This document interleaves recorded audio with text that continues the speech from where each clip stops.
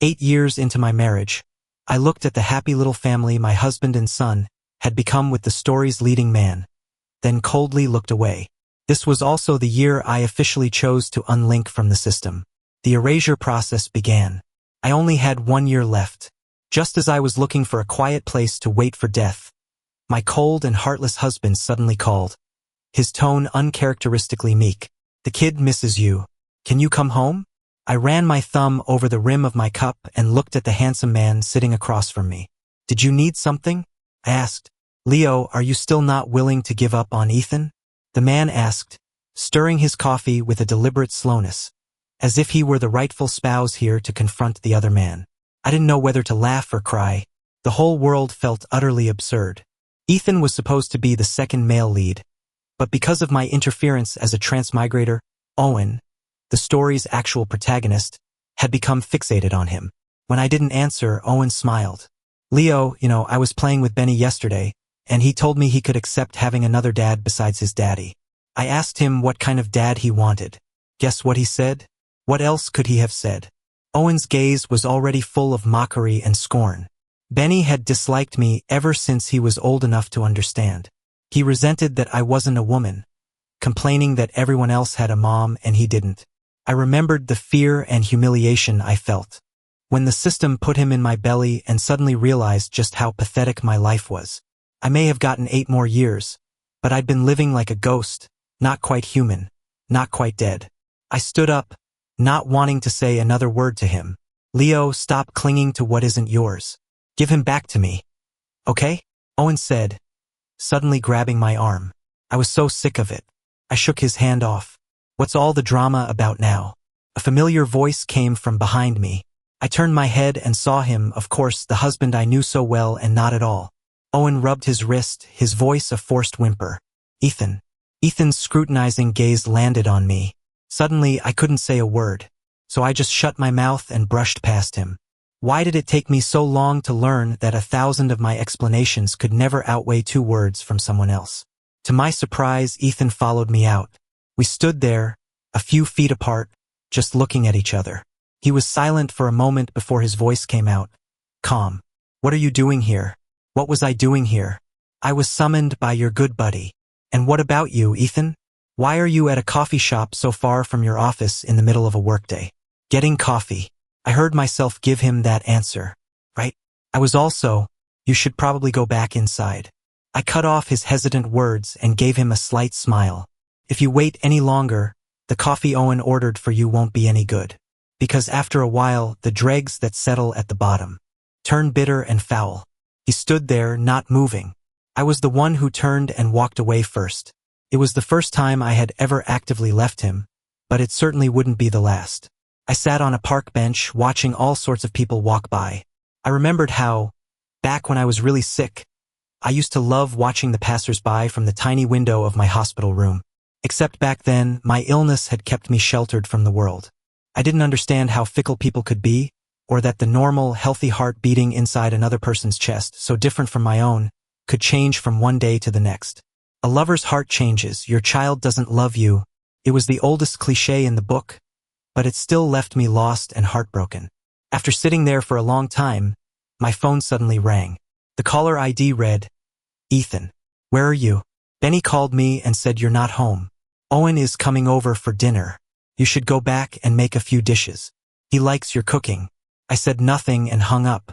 He immediately called back. "Why did you hang up without saying anything?"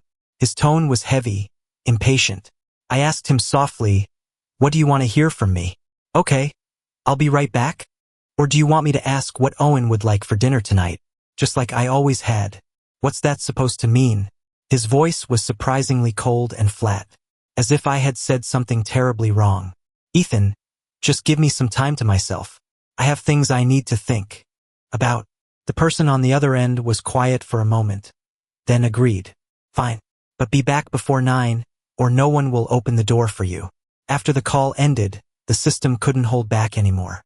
"Host, if you don't go back soon, what if the protagonist gets what he wants?" I was in a daze. My response had nothing to do with what it said. 086, let's unlink. The system was shocked, screaming in my mind. "What? You'll die if you unlink. You're willing to throw away this perfectly healthy body. It was true. If I had nothing left to live for, I would never choose to give up a healthy body. But I did have things I was attached to. I loved Ethan and Benny, but now one's heart had changed, and the other despised me. For the first 20 years of my life, I scraped by on the love of my parents, family, and friends. For the first 2 years here, I relied on Ethan's love to accept my unnatural body. Because I loved him, I accepted this deformed body and even begged the system for a child. But his love, though passionate, was fleeting. For someone like me who survives on love, I've been slowly draining those first 2 years of affection every single day. Today, that love quietly ran out. 086, unlink me.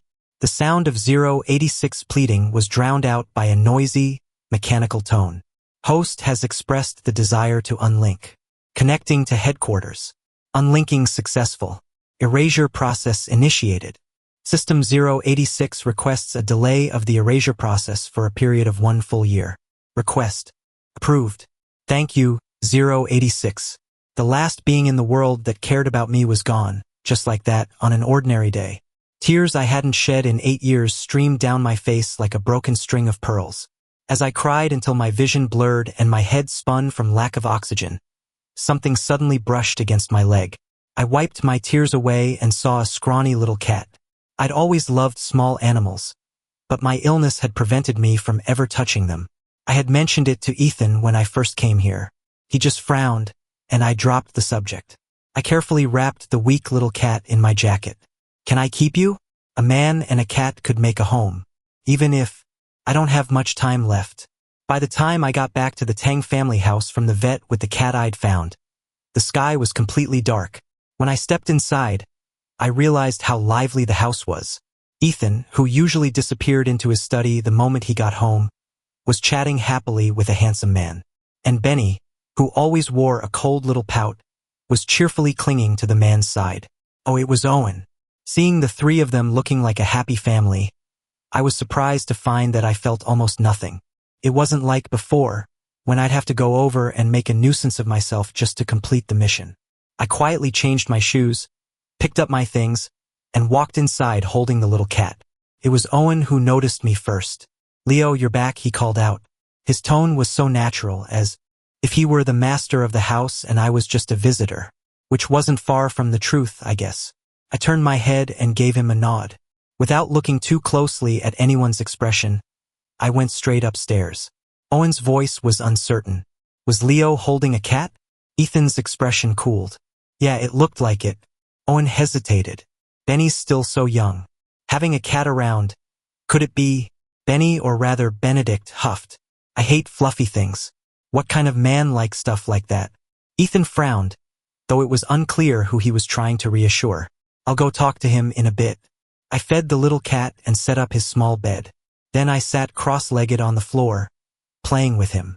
Even though we had just met, the kitten was incredibly affectionate.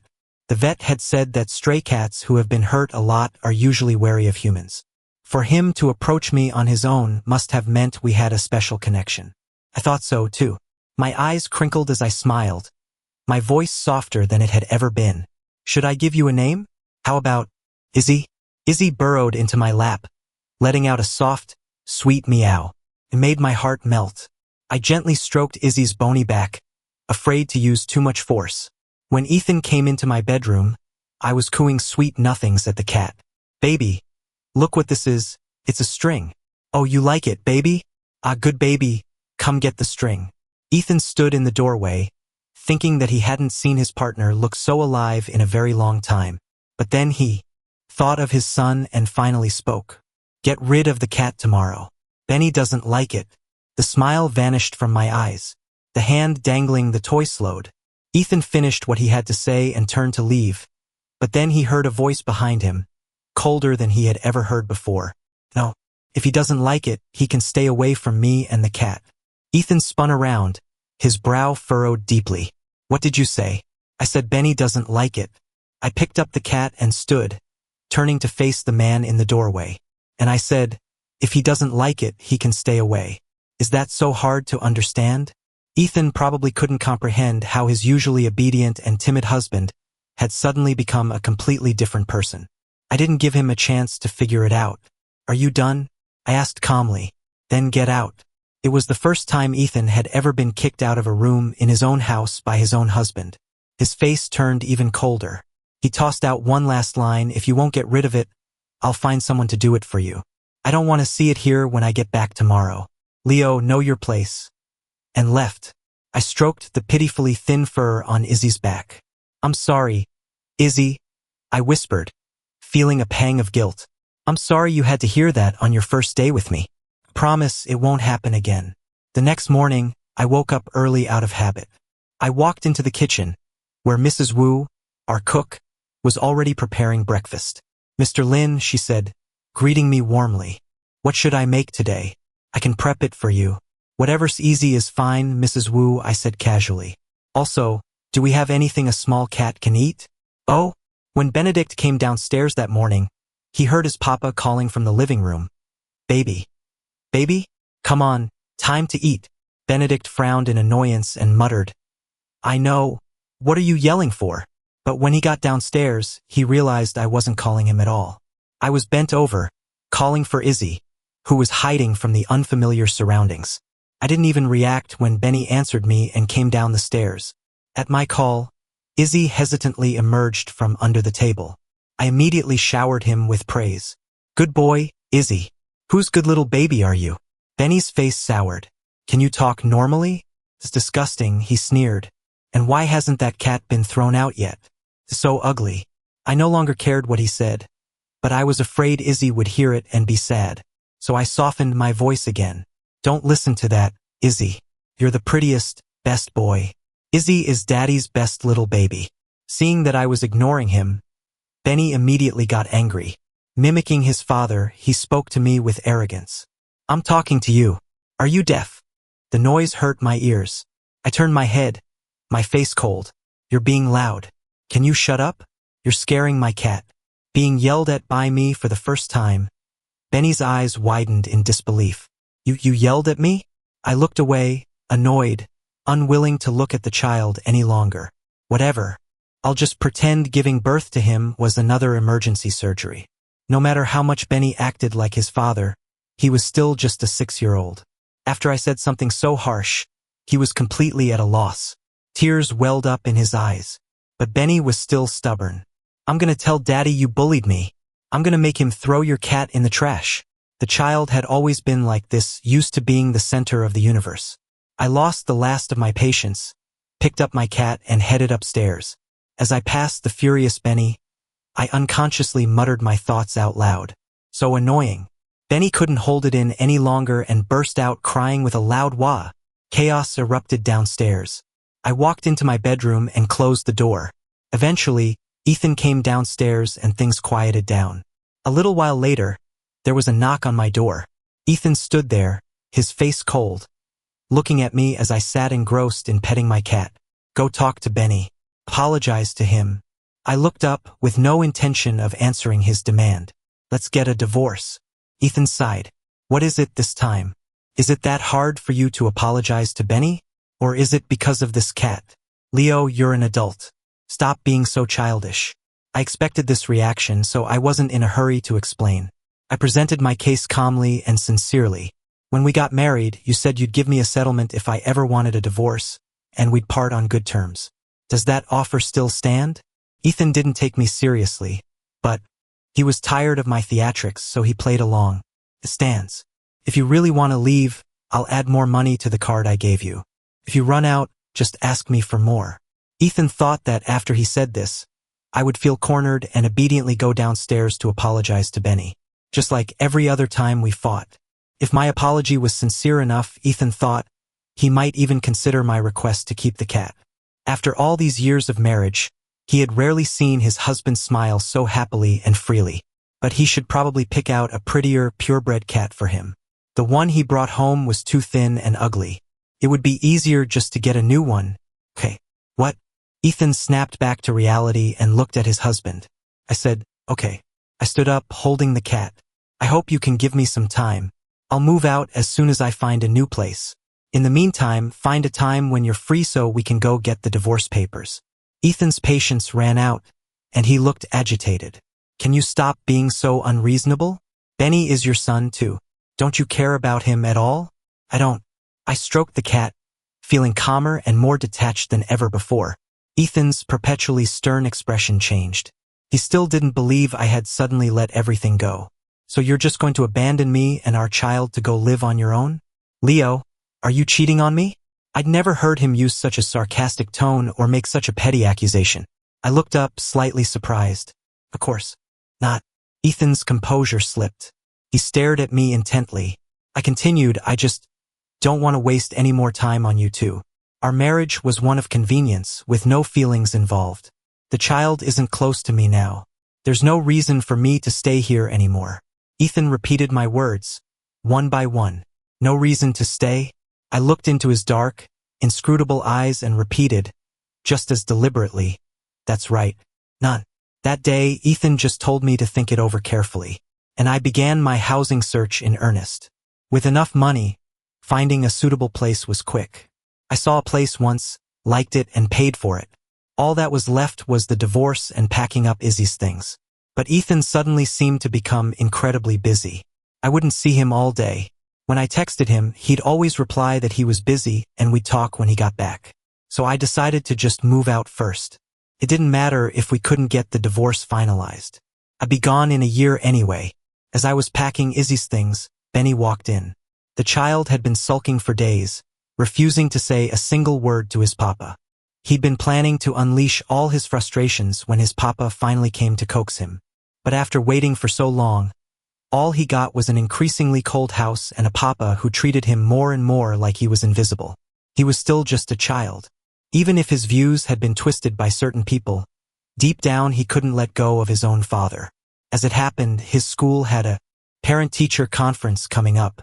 His papa used to take his conferences very seriously, always treating them with great importance. Although Benny had thrown a tantrum before and said he wanted someone else to go, he thought that if his papa made up with him this time, he could let him come and hear about how well he was doing. Hey, we have a parent-teacher conference. Are you going? I was packing the cat's toys and other things. Without turning around, I answered quickly, no. Ask your dad to go. If he's busy, ask your grandparents or your aunt. Or you could even ask your Uncle Owen. Benny stood frozen in place, in disbelief. I finished packing, picked up the cat, and grabbed my bag to leave. Benny grabbed my sleeve, trying to stop me. Where are you going? I looked down at the child, my feelings for him now completely different. I used to love and dote on him because of the mission and the very real pain of childbirth I had endured. But now, the stronger emotions I felt were annoyance and indifference.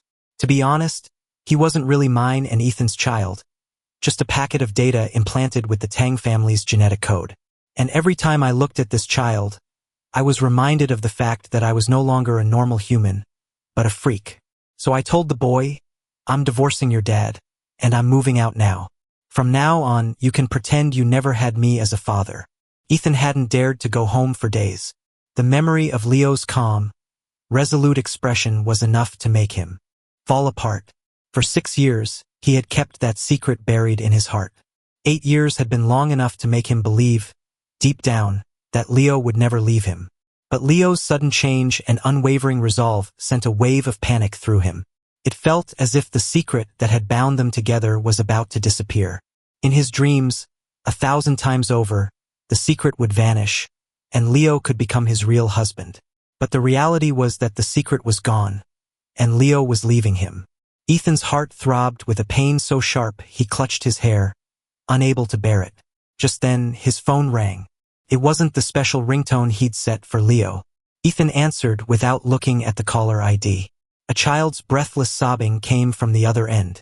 Ethan's voice turned serious. Benny, what's wrong? The child just kept crying, unable to speak. Mrs. Wu took the phone and explained, Mr. Tang, Mr. Lin said he was moving out today. Benny won't stop crying. Could you please come home? Ethan hung up and rushed back. Seeing the empty house and Benny, who had cried himself nearly unconscious, Ethan's heart turned to ice. Leo, you are so cruel. You could even abandon your own child. Daddy, are you really going to divorce Papa? Benny sobbed, asking the father he idolized, hoping to hear a no.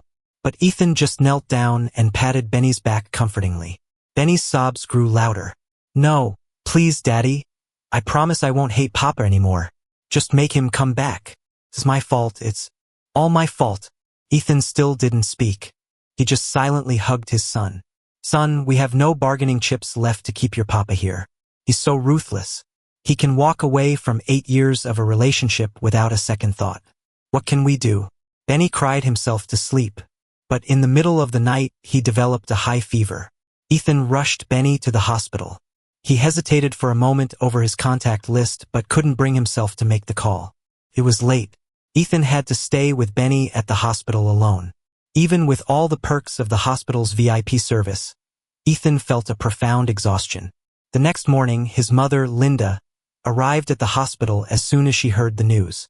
The moment she walked in, she cried out in distress, "Oh, my sweet grandson." Ethan, his eyes bloodshot, looked up at his mother. Benny called out weakly, "Grandma." Linda was both heartbroken and furious. She directed her anger at her son. How could Leo let this happen? I told you from the beginning, a man can't take proper care of a child. Why did you insist on marrying him? Where is he now? Benny's lip quivered, his voice trembling. Papa left. He doesn't want Daddy and me anymore. Linda frowned. What? Ethan rubbed his temples, his head throbbing. He wants a divorce. That set Linda off even more. He should have divorced you long ago. He wasted so much of my son's time and took so much money. Before Linda could finish her tirade, Benny started crying hysterically again. Linda panicked. Oh, sweetie, don't cry. Grandma will find you a pretty new mommy. Okay? Didn't you want a mommy? Benny screamed at the top of his lungs. I don't want one. I don't. I just want my Papa. I want him. The noise was giving Ethan a headache. He walked out of the room. In the hallway, he dialed the number pinned to the top of his contacts. Hello? A light, carefree voice came from the other end, instantly silencing the chaos in his mind. It's me. Ethan? Do you need something? Are you free to get the divorce finalized? The words were so painful Ethan almost wanted to laugh. Benny's sick. He wants to see you. Can you come see him? I'm begging you. There was silence on the other end for a few minutes. If that's all, then let's just forget it. My cat is sick too. Can't get away. Ethan forced the words out. He's your son. The other end went silent again before finally tearing away the last shred of decency. But did you know that when I gave birth to him, I honestly wanted to die and take him with me? Ethan hung up and buried his face in his hands. He knew. How could he not know? Leo didn't like him and he didn't like the child they had together. If it weren't for, after returning from the hospital, Benny became withdrawn and gloomy. Every day he would cling to Ethan and ask when his Papa was coming back. When Ethan couldn't give him an answer, Benny would cry. Finally, father and son couldn't take it anymore and made the call. Hello? Didn't I say not to call me unless it was about the divorce? The moment he heard his Papa's voice, Benny's own voice choked with tears. Papa. Benny? Benny clutched the phone and started crying. Papa, it's me, Benny. Can you please come back? I promise I'll be good. The child was crying his heart out, but hearing it made me want to laugh. Benny, didn't you hate it when I called you that? And didn't you always want a mom? Why are you thinking about your Papa now? Benny was hurt and miserable. No, that's not true, Papa. I like it when you call me Benny, and I don't want a mom anymore. I want you. My voice remained calm. You want a Papa? What about Uncle Owen? Don't you and your dad both like him? How about we make him your new Papa? Ethan couldn't listen anymore and took the phone. Leo, don't talk to the child like that. I knew I had gone too far. After 8 years of entanglement, how could my heart be completely free of resentment and anger? Let's talk, Ethan. In the coffee shop, I saw Ethan and almost didn't recognize him. The man's head was bowed, his usual stern and rigid posture gone. His clothes were slightly disheveled, a far cry from the self-disciplined, proper man he used to be. You're here. I ordered your favorite. I sat down and saw that the drink on the table was indeed exactly to my taste. Did you bring your ID? Since you have time now. I tore up the marriage certificate. What? I was surprised, then stood up to leave. In that case, we have nothing to talk about. It just meant I'd be widowed instead of divorced. Either way, in a year, none of this would be my problem anymore. Leo, is your mission over? I froze, turning back to look at the man I'd shared a bed with for 8 years. My eyes filled with a complex mix of emotions. What do you mean? Ethan lifted his eyes, his gaze cold. Your transmigration mission. Is it over? In that instant, my world shattered. After a long moment, I managed to force out a few words. When did you know? 6 years ago. 6 years ago. The year Benny was born, the year we got married. No wonder. So his strange behavior toward me back then was because he had discovered my identity as a transmigrator. But what did it matter now? It was too late. I closed my eyes, forcing back the tears that threatened to fall. Yes, it's over. The mission was over. We were over.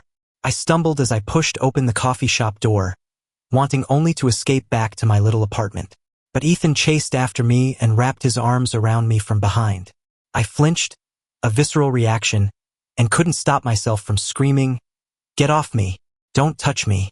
Ethan didn't let go, his voice a soft, desperate plea in my ear. Leo, please calm down." My body trembled as I pried his fingers off one by one and turned to face him. You knew who I was. Were you toying with me for these past 6 years? Was this your revenge? Ethan lowered his head as if he were being scolded. No, I was just scared. I was afraid you would leave once your mission was over.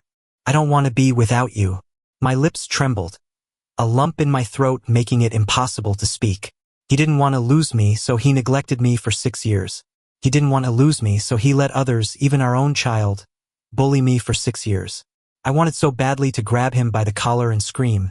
Do you have any idea that once my mission was complete, I could have stayed in this world with a healthy body forever? Do you know that I'm all alone no matter which world I'm in? Do you know how much I longed for someone to love me? If he had known just one of those things, I wouldn't be dying. But with one simple, airy phrase, he was scared. I was condemned to the 6 years that ultimately led me to despair. Go. Just go. I don't want to see you. My head throbbed with a dull pain. I pushed the man away and turned to leave. But Ethan grabbed me again. Leo, please don't go. It wasn't a request. It was an order. He lifted me into his arms and carried me toward his car. I didn't have an ounce of strength left to resist. Because in this final year, my body was slowly breaking down. That feeling of life slowly slipping away had finally returned to me. Benny was thrilled to see me back, rushing over to hug me. I stumbled from the impact but didn't open my arms to hug him back. Ethan took off his suit jacket. His eyes filled with the same tenderness they held when we first met. Are you hungry? You only had coffee. You haven't eaten anything. I refused to look at him, my face a tight mask. I don't want to eat here. Take me back. Ethan took my bag and set it aside, then forcibly took off my coat and hung it up. If you don't want to eat at home, where do you want to eat? And don't say things like take me back anymore. Okay? You're home now, so just stay here. I looked him straight in the eye and said, word for word, this is not my home. Benny's lip quivered. He wanted to cry but didn't dare. Ethan, however, had a much stronger constitution. He actually leaned in and kissed the corner of my mouth. Your husband and your child are here. If this isn't your home, where is? The spot he had kissed felt disgusting. I pulled a tissue from my pocket and scrubbed at it fiercely until my skin was raw. But I was a sick man and I couldn't win against him. So I sat down and rested, figuring I'd just wait for them to fall asleep and leave in the middle of the night. But I never expected that Ethan would want to sleep in the same room as me. For the past 6 years, he had rarely slept in the same room unless he was drunk or on certain holidays and anniversaries. So when I saw him walk in, I was completely stunned. What are you doing? Ethan was wearing a black bathrobe, his hair slightly damp, revealing strong, well-defined calves. What's wrong? Isn't it normal for me to come to bed with you? Without another word, he got into my bed, and the space around me instantly became cramped. The scent of Ethan enveloped me, and all I felt was disgust. Get out. Ethan acted as if he hadn't heard me, grabbing my ankle and pulling me closer. Leo, we're still married. Do I need to remind you of that? I struggled, pushing against his chest, my voice sharp. We're getting a divorce. You can't do this to me. My words only seemed to make him more frantic. Soon, my clothes were in tatters. Leo, my sweet boy, we're not getting a divorce. We'll have a second child, and our family of 4 will live happily ever after. I don't want to. Don't you like Benny? Then let's have another one, a good, obedient one. Okay? We'll let that one stay with you all the time, and we'll send Benny to my mother's. From now on, you'll never have to see anyone you don't like again. Okay? I don't want it. Ethan, I don't want it. You do. You want this, baby. You love me so much. Why wouldn't you want this? A heart-wrenching sob drowned out everything I wanted to say. Through the long night, I was once again forced to confront just how weak, useless, and deformed of a monster I was. By the end, I had cried myself dry. But Ethan still had the energy to hold me, his body tangled with mine. When I could no longer cry, I started to laugh. A soft, quiet laugh. Ethan froze, holding me tighter, a flicker of unease in his eyes. Leo. I leaned in close to Ethan's ear, not because I wanted to be near him, but because my voice was so hoarse I could only whisper. Ethan, did you know? I can't have any more children. You want to use a baby to keep me? Not a chance. You can never keep me now. After saying that, I was completely spent and fell into a dead sleep. When I woke up the next morning, Ethan was already dressed and waiting by my bed. Leo, get up. We're going to the hospital for a checkup today. A checkup? It had to be because of what I'd said last night. I obediently got up and dressed. Fine, check away. The result would be the same regardless. The results for a VIP client came back quickly. They clearly stated that I was healthy and normal in every respect. Ethan let out a sigh of relief and hugged me. As long as you're healthy. You scared me to death last night. I let out a cold laugh but didn't respond. Ethan affectionately stroked my hair, his voice dripping with honey. Even if you really can't have more children, it doesn't matter. As long as you're healthy everywhere else, that's all that matters. You care so much about me, but why do I find it so disgusting? I tilted my head, my face a mask of innocence. Ethan didn't speak, just leaned in to kiss me again. I barely dodged it, my mood gone. Get out. From that day on, Ethan put me under house arrest. He even brought Izzy back from my neighbor's place. My days consisted of silently holding my cat while listening to Benny's chatter and Ethan's sweet nothings. As the days passed, I grew thinner and thinner. Ethan was frantic, taking me to see doctor after doctor. But it was useless. No matter how good the doctor, my physical condition was always the same. Healthy, normal. With 4 months left, I finally saw Owen again. The once refined and gentle-looking man was now a disheveled mess. He looked almost as haggard as I did. He won't see me anymore, and he pulled all the funding for my family's company. Are you satisfied now? I stroked Izzy, who had become as quiet as I was, and said nothing. Owen became hysterical. Leo, say something. I asked if you're satisfied. What do you want me to say? That I'm satisfied? Or that I'm sorry I stole your Ethan? I looked at him earnestly, my tone sincere. What do you want to hear? I'll say whatever you want. After all, my time was short. I didn't want to leave full of resentment. The hysteria on Owen's face froze, as if he didn't know what to say. The next second, Ethan appeared. He shoved Owen away from me, his voice icy. Get out. Don't you know trespassing is a crime? Owen laughed, tears streaming down his face. Trespassing? Ethan, you used to invite me over. Ethan turned and pulled me into his arms, ignoring him. In the end, security came and escorted Owen out. After watching such a brilliant farce, I felt bored. Ethan is acting fun? Ethan looked at me, silent. You let him in on purpose, didn't you? Just to show me that you punished him, that you don't care about him anymore? As I spoke, I found a bit of amusement in it, a small smile playing on my lips. So what did you want to hear from me? Wow, Ethan, you're so amazing. Thank you for getting revenge for me. I love you so much. I looked into Ethan's eyes, a bright smile on my face. I said it. Are you happy now? Ethan's arms dropped from around me. He lowered his head. Leo, don't be like this. I sighed and shook my head. See? I said exactly what you wanted to hear, but you're still not satisfied. Why are people never satisfied? With 1 month left, my hair had turned completely white. Even breathing was difficult. And Ethan, after tormenting himself for the better part of a year, finally broke down completely. In the afternoon, I was lying in a rocking chair, sunning myself. Ethan was kneeling, his head resting on my lap. Izzy had been tossed into some corner. His voice no longer had its old steady strength. Leo, is this the result of a failed mission? I forced a light tone. Yep. You killed me with your own hands. Happy?